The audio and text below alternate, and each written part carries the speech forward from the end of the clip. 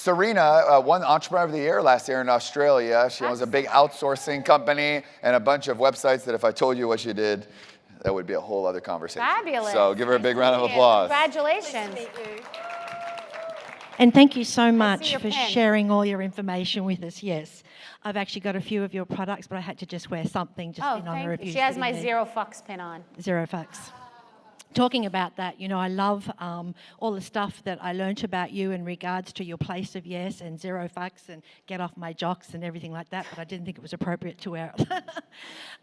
What I wanted to talk to you about was my business partner and I are launching a brand new skincare, and it's natural, but it's also based around a few of the things that are very important to you, which is hydration and quality, that I know that you think is very good, rather than pricing something based on the naming. Packaging, right. That's it.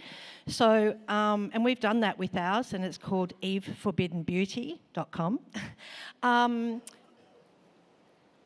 I've also got a gift for you at the back that's actually based on that, the hydration and everything. Yay, I'm so excited. So if you were to tell people out there in regards to their skin, because I believe food is very good for the internal and also for the external, why should people be very careful about what they put on their skin and what it can do for them by being very careful?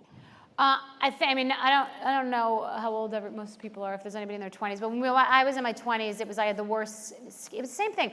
I was in my 20s and I was obsessed with dieting and way heavier, and I was in my 20s and I was obsessed with my skin and had much worse skin. Sometimes you're so obsessed with something or so harsh with ourselves that it ends up being really damaging. So in our 20s, we strip. Not on the pole, but our skin.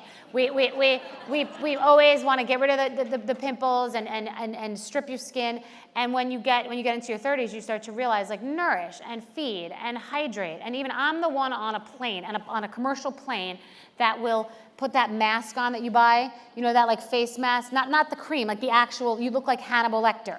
Because I'm on a plane, it couldn't be a more hydrating place, and like everything else, I'm just trying to do the best I can. And it is important. I don't drink enough water, so I have to try to drink other type of beverages to hydrate, to make you feel better.